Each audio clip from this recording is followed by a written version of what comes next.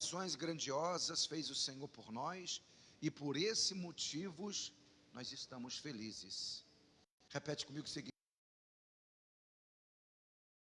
extraordinariamente na minha vida. Por isso que a minha boca vai se encher de riso. Profetiza. Versículo 4: Senhor, traz os nossos cativos de volta. Assim como enches o leito dos ribeiros no deserto do Neguebe, os que com lágrimas semeiam, o que tem, gente? Com júbilo. Então, preste atenção que a semeadura, ela é árdua. O semear necessita fé. Você tem que crer que Deus não só vai mandar a chuva, mas como vai dar o crescimento. Então, a semeadura é com lágrimas.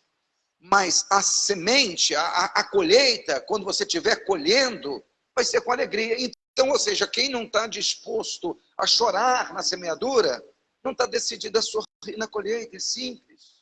É um princípio estabelecido por Deus. 5. Os que com lágrimas semeiam, com júbilo ceifarão.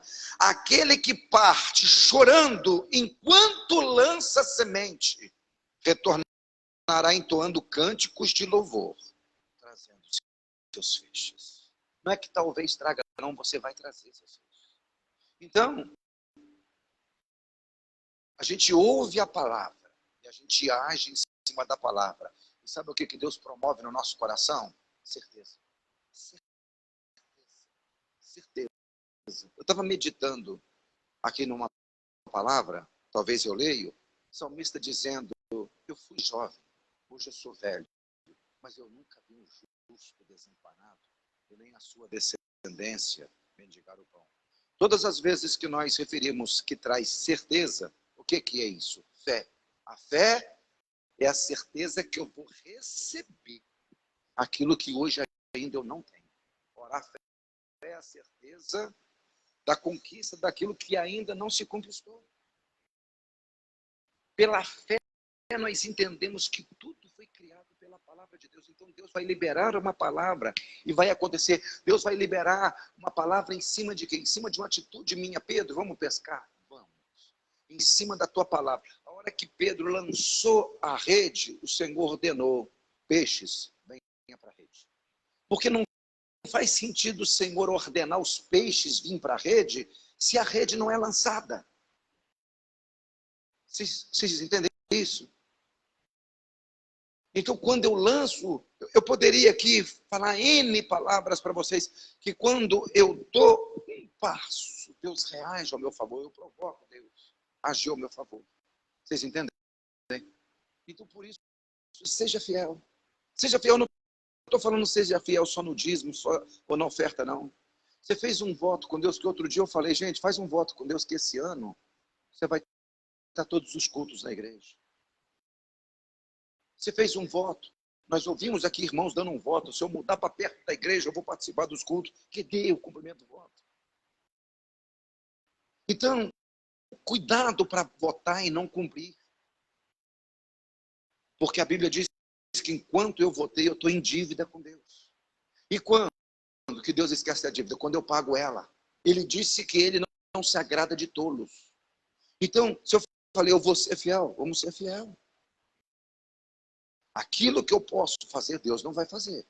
Então, Deus, eu tenho condições de fazer uma semente germinar? Não. Mas eu tenho condições de lançar a semente? Tenho. Deus não vai lançar semente. Quem vai lançar semente sou eu.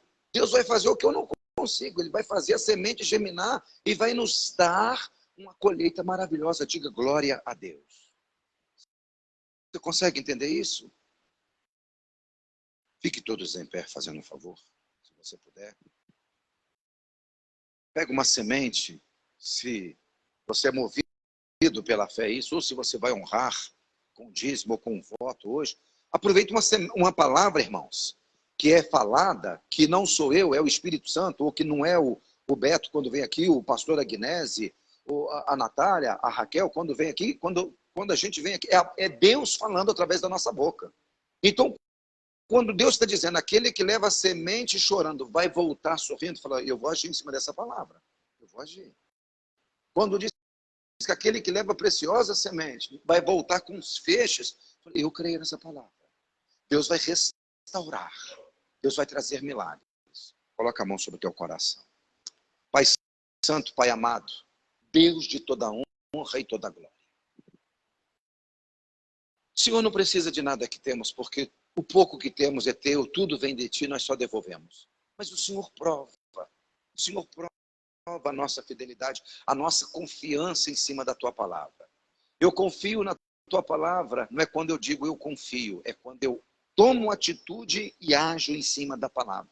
Então dai-nos essa graça de agir, Senhor, sob a tua palavra. Em nome de Jesus, todos digam amém. Se você tem e trouxe, vem aqui e coloque o gasofilácio. Bendito seja o nome de Jesus.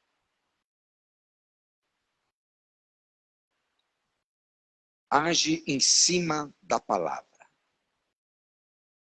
Bendito seja Deus. Eu falei para vocês que hoje eu fui para resolver umas questões, uns problemas, umas situações, e só aumentou o problema. Eu não resolvi o problema e tem mais problema. E foi um dia hoje que eu fiquei nervoso, mas eu não pequei, eu não fui deselegante com ninguém, mas fui enérgico, reivindicando os direitos. Que a gente tem que ser assim, você tem que lutar pelo seu direito, que nada cai do céu. Então, foi um dia assim que aí eu falei, eu ia até na academia, eu falei, não vou, porque meu jeito funciona assim, eu fico quieto, eu tomo um café, eu sento um pouquinho, aí eu recupero, sabe? Eu sou assim, é esfriar a panela de pressão. Subir o pino, e eu não sei se é certo ou se é errado, e colocar debaixo d'água. Isso que não é certo, né? Mas pode, né? Se não pode, a gente faz, né? E hoje eu estou super bem. Aí, por exemplo, e a minha preocupação é o seguinte, eu tenho que pregar, e eu, dessas situações, não vem palavra nenhuma. Aí veio uma palavra no meu coração. Uma única. E dessa única palavra, veio outras palavras que eu quero ministrar. Que Deus venha ministrar o meu coração e o seu. Então, abra sua Bíblia em 3 lugares. Salmo 37, eu vou te dar até a referência que eu falei. Romanos 8, eu vou repetir tudo depois. E 2 Reis, capítulo 5.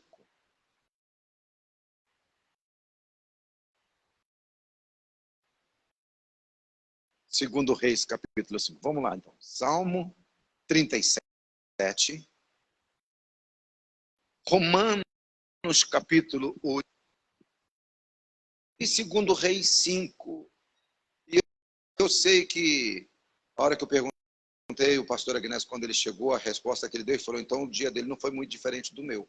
E acredito que não foi diferente de outros irmãos, mas a gente é igual aquela mulher sunamita. O filho morto, como é que está? Está tudo bem. Porque a gente lança a palavra de vitória.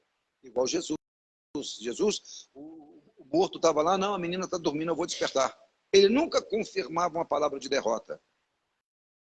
Está morta? Não, ela está dormindo, eu vou despertar. Vou acordar ela. Lázaro foi assim, e é sempre assim. Então nós podemos estar no olho do furacão. E você está falando, a maré está mansa, graças a Deus. Você está no olho do furacão. Vai dar tudo certo. Eu confio em Deus, eu confio na palavra. Eu dependo da palavra, não dependo das circunstâncias. Para pagar o versículo que eu falei para vocês, olha o Salmo 37, verso 25. O que está escrito aí?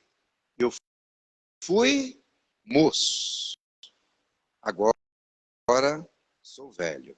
Porém, jamais vi o justo desamparado, e nem a sua descendência mendigar o pão. Como é que está na sua Bíblia, Natália? 37, verso 25. Leia, Raquel, depois a Natália lê. O que está escrito? 25. Eu fui moço, agora sou velho. Eu nunca vi um homem bom abandonado por Deus. Eu nunca vi os seus filhos mendigando pão. Por isso que eu tenho certeza que Deus vai cuidar dos meus. Eu vou embora, eles vão ficar aqui. Mas por minha causa, Deus vai honrá-los. Como é que está escrito aí? Já fui jovem e já estou velho. Nunca vi um justo abandonado, nem a sua descendência mendigando o pão. A gente vai embora. As netas da senhora, os futuros netos, vai ficar abençoado por causa da fé da senhora, irmão Cláudio. Então, nós obedecendo a palavra, sendo fiel ao Senhor, não traz só benefício a mim, não. Traz promessas sobre as nossas descendências. Eu confio nessa palavra. Mas a pregação não é essa. A pregação é o versículo 5. Entrega o teu caminho ao Senhor. 37:5. Confia nele. E o mais? Está igualzinho aí, gente? Isso aqui é uma palavra simples, mas tão complexa ao mesmo tempo. E eu vou te explicar o porquê que ela é complexa. Esse versículo aqui é só palavras de vitória. Outro dia nós vamos pegar ele versículo por versículo e vamos ministrar aqui. Entrega teu caminho ao Senhor. Confia nele. O mais ele fará. Alguma coisa pode surpreender Deus? Alguma coisa que acontece comigo ou com você pode surpreender Deus? Deus está a par. Então, irmãos, eu estava falando para a Natália, então se nós estamos esforçando, se nós estamos fazendo a nossa parte, nós temos que confiar nessa palavra. Eu só tenho que ficar preocupado se eu estou de braço cruzado. Por exemplo, se eu tenho uma oportunidade de ouvir uma palavra dessa como hoje, eu estou dentro de casa, fazendo o quê? E vocês conhecem o meu jeito, amanhã ou depois, a água batendo para as suas, pastor, sua hora? Depende. Eu tenho que conversar com você primeiro, te fazer algumas perguntas. Por quê? Porque senão não vale a pena orar, porque eu tenho certeza que Deus não vai ouvir. É um processo que você tem que passar para aprender a depender de Deus. Então Deus, quando ele tirou o povo do Egito, está escrito exatamente assim, no livro do Êxodo, capítulo 13, que Deus não os levou pelo caminho mais fácil, mas Deus levou pelo caminho do deserto, perto do mar, porque Deus queria se revelar àquela gente. Mas como que Deus vai se revelar se não depender dele? Vocês entendem? Ora, se eu tenho dinheiro, se eu estou num lugar onde está cheio de fruta, de pomares, eu vou orar para quê? Eu vou lá e pego, e me alimento. Agora, se eu estou no meio do deserto, não tem nada, a minha provisão, eu tenho que depender de Deus. E de onde veio a comida? Do céu. Tanto o pão como a carne. Porque ele queria ensinar alguma coisa. Que não é só de pão que o homem vive, mas de toda a palavra. E Jesus é o pão vivo que desceu do céu. E ele disse que ele é o verbo de Deus. No princípio era o verbo. Depender de Jesus, de Cristo. Então, nós esbarramos aqui, ó. Entrega teu caminho ao Senhor. Será que nós entregamos mesmo? Interrogação.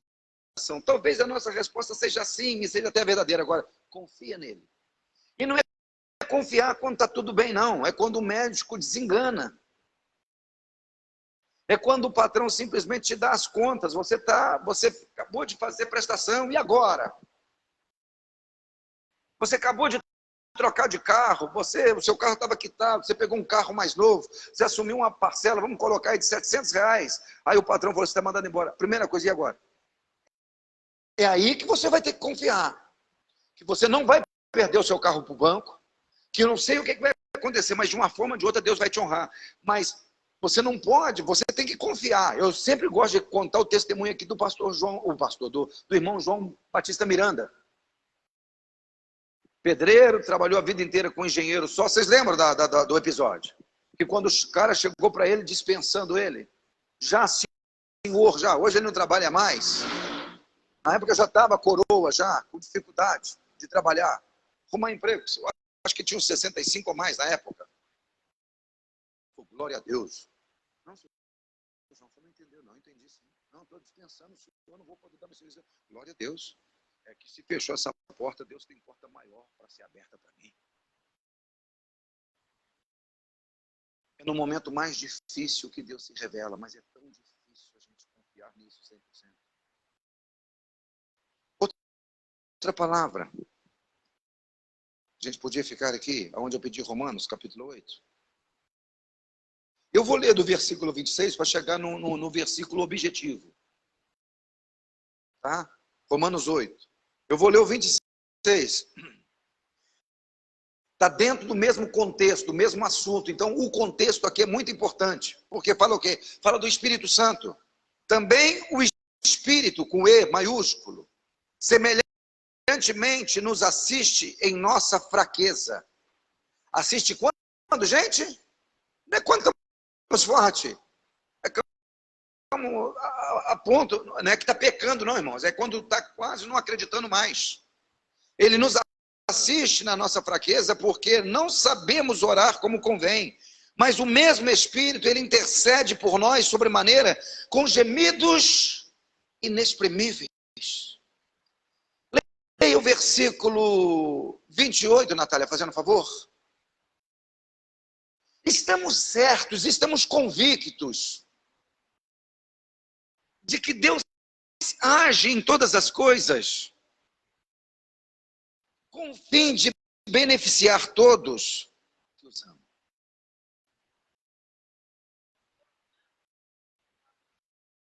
Aqueles que foram chamados conforme o seu plano. Então, se eu coloquei o plano de Deus em primeiro lugar na minha vida, as coisas vão dar certo. Sabemos que todas as coisas cooperam para o bem daqueles que amam a Deus, daqueles que são chamados segundo o seu propósito. Sabemos que todas as, até a notícia ruim, vai redundar para a glória de Deus. Como é que está na sua Bíblia, Raquel, esse mesmo versículo? 28? Pois sabemos que todas as coisas... Você sabe disso? Continue. Trabalham juntas para o bem daqueles que amam. Não é para todos não, irmãos. É para aqueles que amam a Deus. Continue. Aquele que ele chamou de acordo com o seu plano. Você tem certeza que você foi chamado e que Deus tem um plano na sua vida? Eu estava conversando, não sei com quem. Eu não tenho que me preocupar com o resultado. Eu fiz até a oração aqui. Ah, foi com a sua mãe. Eu tenho que me preocupar com um propósito. Eu estou fazendo a vontade de Deus. Porque Jeremias pregou, eu não vou agora, com certeza foi 30, 40 anos, não converteu ninguém. O povo foi levado para o cativeiro. Ele passou um perrengue danado. Só que nós sabemos que ele é um homem de Deus. E cada palavra que ele profetizou, por exemplo, no capítulo 26, capítulo 29, melhor dizendo, que seria 70 anos, você vai ver no livro de Daniel, cumprindo palavra por palavra, aquilo que Deus falou por intermédio de boca de Jeremias. Só que ninguém converteu, ninguém ouviu ele. E ele estava certo. Aí você vai em Apocalipse capítulo 3, a partir do versículo 17. Uma igreja cheia de resultado, mas longe do propósito. Por exemplo, Laodiceia. Estou rico, enriquecido, não preciso de mais nada. Então você não tem que focar em resultado, porque às vezes não está dando certo, mas você está no caminho certo. Você está agradando a Deus. É só uma frase que você tem que passar para Deus te desenvolver. A gente aprende na vitória ou na derrota? Aonde que aparecem os erros? É na vitória ou na derrota? Na derrota, irmãos. Vitória é camufla. Vai falar para uma pessoa que está nadando de braçada, que está tudo dando certo. Olha, você tem que consertar nessa área da sua vida. Ele vai falar, olha para a sua vida, olha para mim. Mas eu estou te dando exemplo bíblico aqui, de um cara que andou na presença de Deus, fez tudo conforme a vontade de Deus, um profeta que uma palavra dele não caiu por terra. E que Deus fala, eu te escolhi antes do ventre. Ninguém ouviu a pregação dele. Ninguém ouviu a mensagem dele. E estou te dando exemplo. Estou rico, enriquecido, não preciso de nada. O Senhor disse, você não sabe, mas você é um desgraçado. Você é cego. Você é pobre. Você é nu. E onde está o agravante disso? Ele não sabia. A igreja não sabia. Você não sabe. O que ela pensava que era? Uma igreja que estava assim com Deus. O que você tem que entender é o seguinte: eu estou no centro da vontade de Deus, eu estou cumprindo o propósito de Deus. Aquilo que eu nasci para fazer, eu estou fazendo. Porque uma vida sem propósito é pior do que a morte. É melhor morrer do que viver uma vida sem propósito. E a pior coisa ainda é ter sucesso num propósito errado. Eu posso te dar outro exemplo de sucesso que se lascou todinho? Quando Deus falou para Moisés ordenar a rocha, que ia produzir água, que ele bateu na rocha. Deu resultado? Saiu água da rocha ou não? O povo matou a sede? Resolveu o problema de todo mundo? Resolveu. E lá na frente? Você não vai entrar na terra prometida. Você não me glorificou. Era para você ordenar, você feriu. E diz a Bíblia que ele está virado. Então, foca no propósito, não no resultado. Vocês estão compreendendo, sim ou não?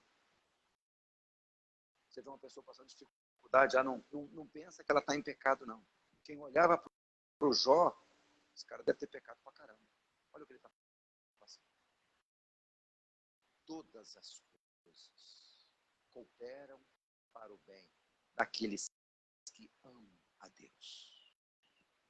Daqueles que estão no centro do seu plano. Todas as coisas, inclusive a notícia ruim. E aonde está o nosso problema que Deus falou comigo hoje à tarde? Que eu quero compartilhar com vocês. Lembra que eu falei que uma palavra?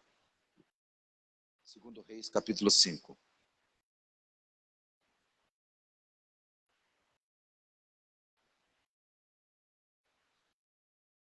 Naamã, leproso,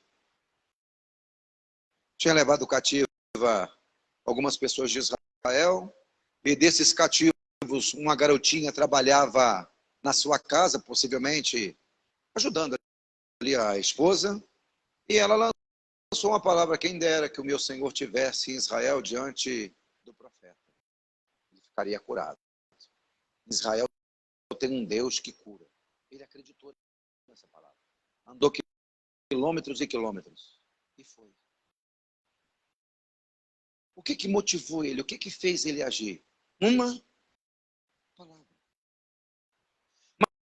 Mas nós sabemos que por pouco ele não perde a bênção. Muito pouco.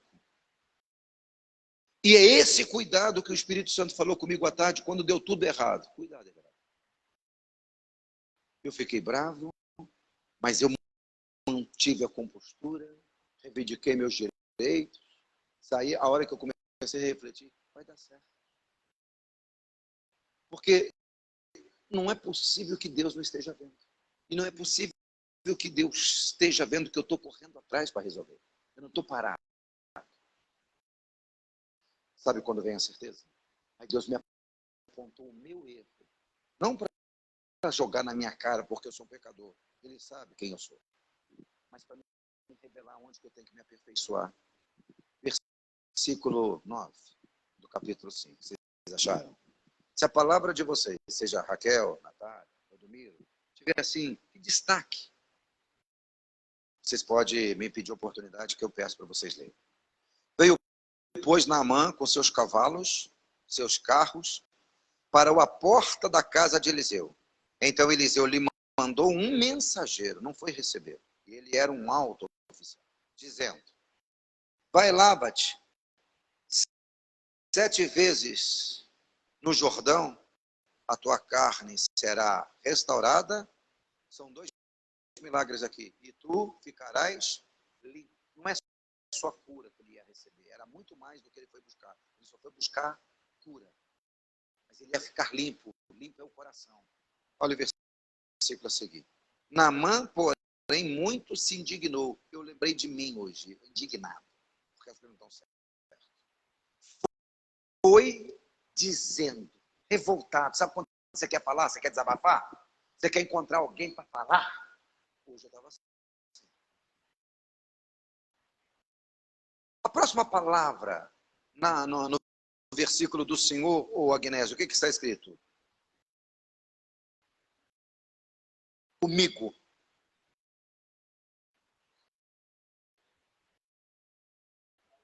Ótimo. Eu dizia comigo.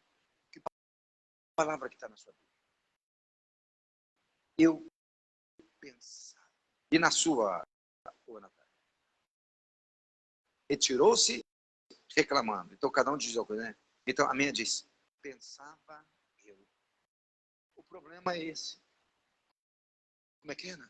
Eu imaginei. É esse o nosso problema. Porque a gente quer a coisa do nosso jeito. Aí não acontece do nosso jeito, a gente se revolta. Mas quem falou que tem que ser do seu jeito? Se Deus enxerga lá na frente, Ele tem o melhor para mim. Se Ele disse que todas as coisas vão cooperar para o meu bem. E se dá certo hoje, eu perco um caminhão de bênçãos amanhã. Vocês entendem? É esse aqui. É a minha imaginação que é o problema. Porque na hora que deu tudo errado, por que eu lá, no lugar que eu estava? Senhor, obrigado. Porque o Senhor está no controle, tem coisas grandes vindo aí. Mas não foi isso. Que eu agi, que eu reagi. Eu fiquei indignado. Eu reivindiquei, eu falei, até espumei o cano da boca. E por que nós somos assim? Porque é uma luta constante. Vocês entendem? Então eu tenho que aprender a depender dessa palavra. Se eu tenho certeza que todas essas coisas cooperam para o bem, e eu estou no centro da vontade de Deus, que eu estou correndo atrás, não tem motivos para falar que foi mal, para falar que foi um dia de cão. Vocês compreenderam? Eu pensava que ia acontecer assim. Ele viria, colocaria a mão. Qual a diferença? Qual a diferença? Aí eu aprendo outra coisa aqui. Graças a Deus. Ele estava do lado de alguém, o aproximou do propósito. Porque se ele contamina outros, é verdade. O senhor é um general, esse merda desse profeta aí nem recebeu o senhor. Vamos embora. Eu, se eu fosse o senhor da próxima ataque que só vier, você não leva ninguém preso, não mata todo mundo. Instigasse ele. Você tem que pagar com a mesma moeda. Você tem que fazer isso mesmo. Cuidado com quem você anda, porque é o conselho que você recebe. Mas diz alguém sábio, meu Senhor,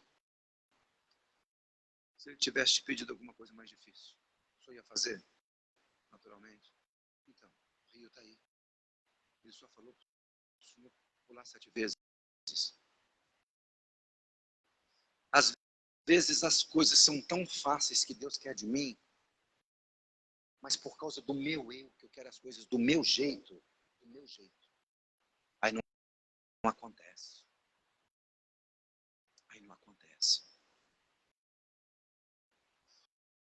O que eu tenho que vencer e o que eu tenho que policiar é isso aí, igual está escrito na Bíblia da irmã Rosângela. Eu imaginava que ia ser assim. E quem disse que tem que ser do jeito que eu imaginei? Uma vez que eu sou servo, eu não sou senhor. Porque eu tenho que crer. Se vai ter o Isaac com 75 anos, quando Deus chamou Abrão, ou se vai ter que com 100 anos, não importa. Que Deus falou, você vai ser pai de uma grande nação. Não importa se é com 75 ou se é com 100. Se um cara com 100 anos, a Bíblia diz que ele já estava morto fisicamente, sexualmente, viveu até 175, teve, a Sara morreu, casou de novo, teve mais filhos, teve concubinas. Se Deus quiser fazer tudo novo, aí porque eu penso do meu jeito, eu não permito Deus fazer tudo novo. Por quê? Porque eu já tomei a decisão, não tem que ser assim. Se ele não vir aqui, não passar a mão, não profetizar, não fizer assim, eu não aceito. Vocês entendem? Eu imaginava que ele ia fazer assim. O problema é a minha imaginação. Eu tenho que abrir mão do meu eu. Eu tenho que diminuir para ele poder crescer. João Batista entendeu isso. Quando vieram tentar fazer um inferno, sabe aquele que você batizou? Seus discípulos estão acompanhando ele e ele está batizando também. Mas eu não falei para vocês que eu não sou o noivo, que eu sou amigo do noivo. não falei para vocês que eu não sou de desamarrar a sandália. Eu sei quem eu sou e sei quem ele é. É necessário que ele cresça e eu diminua. Aí Jesus lá na frente fala, gente, sabe os profetas? Sei, nascido de mulher. O que tem? Não tem um maior do que João Batista. Ele é o maior. Quando entende o propósito. Pergunte com amor para a pessoa que está do lado, Deus tem o controle da sua vida? Minha paz. Minha paz. Tem, Márcia? Então, eu pensava. E hoje eu estava assim, eu pensei, estou chegando lá, já ia resolvendo, à noite contar um testemunho. A gente faz todos os planos e acha que está no controle. O Espírito Santo falou, o seu problema é que você pensa demais. Você quer as coisas do seu jeito. Por que você não confia? Nós temos que aprender a confiar na palavra de Deus. O Espírito Santo está intercedendo por mim com gemidos inexprimíveis, quando eu não sei orar quando convém. A maioria das vezes eu não sei. E que todas as coisas estão cooperando para o meu bem. Você pode fazer essa oração, fechar os teus olhos. Fala, eu sei que o Espírito Santo está intercedendo por mim, principalmente nos momentos das minhas fraquezas. Confessa aí. Eu tenho certeza que o Espírito Santo está intercedendo por mim, principalmente no momento das minhas fraquezas. Tenho certeza absoluta. E tenho certeza também que todas as coisas cooperam para o meu bem. Todas. Não é algumas, não. Todas. Inclusive aquelas que eu não entendo. Todas. Todas. Amém, gente? Amém, gente? Fecha sua Bíblia.